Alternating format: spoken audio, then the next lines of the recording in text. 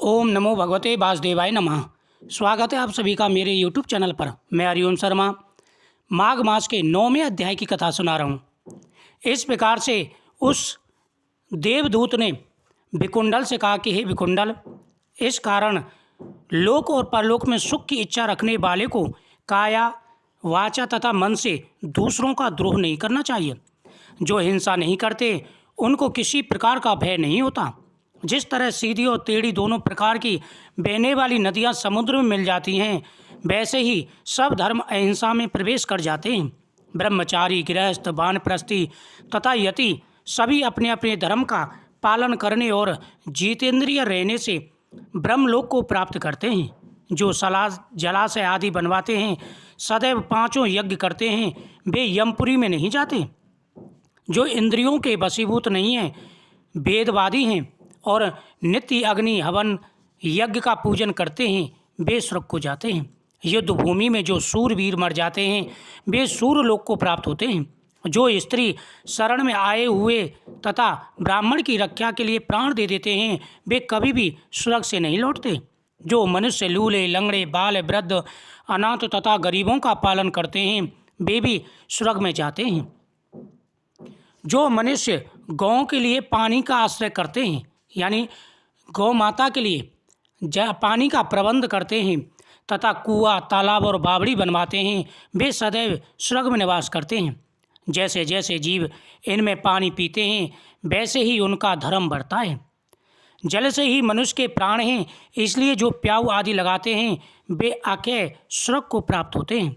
बड़े बड़े यज्ञ भी वह फल नहीं देते जो अधिक छाया वाले वृक्ष मार्ग में लगवाने से देते हैं। जो अच्छे फल और अच्छी छाया वाले मार्ग के वृक्षों को काटता है, वह नरकगामी होता है। तुलसी का वृक्ष लगाने वाला सब पापों से छूट जाता है। जिस घर में तुलसी वन है, वह घर तीर्थ समान है और उस घर में कभी यमदूत नहीं जाते। तुलसी की सुगंध से पितरों का चित्त आनंदित हो जाता है और वे विमान में बैठकर विष्णु लोक को जाते हैं।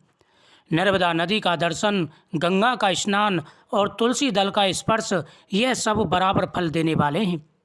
हर एक द्वादशी को ब्रह्मा की तुलसी का पूजन करते हैं। रत्न, सोना, फूल तथा मोती की माला के दान का इतना पुण्य नहीं जितना कि तुलसी का दान का महत्व होता है।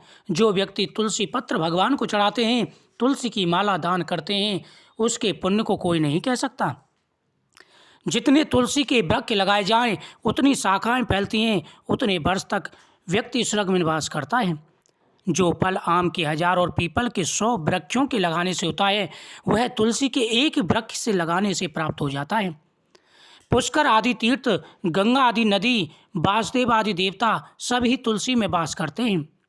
जो मनुष्य एक बार, 2 या 3 बार रेवा नदी से उत्पन्न शिव मूर्ति की पूजा करता है तथा स्फटिक रत्न के पत्थर से आपसे निकले हुए तीर्थ में, पर्वत या वन में रखी हुई शिव की मूर्ति की पूजा करता है और सदैव ओम नमः शिवाय, शिवाय नमः मंत्र का जाप करता है, वह यमलोक में कभी नहीं जाता।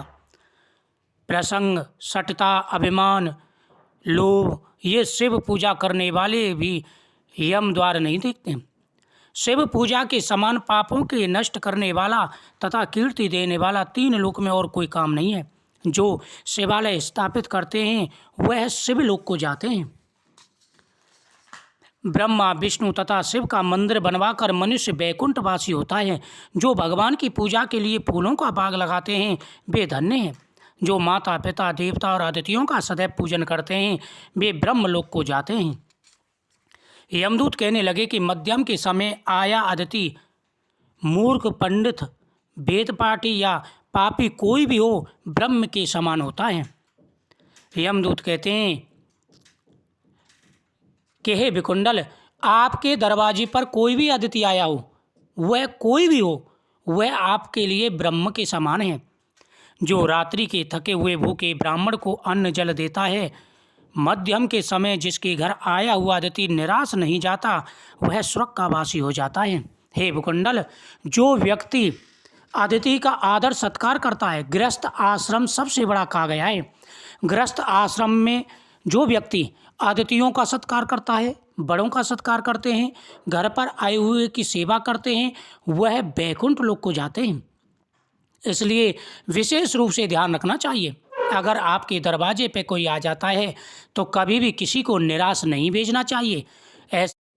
ओम नमः शिवाय। वीडियो को शेयर करें, चैनल को सब्सक्राइब करें।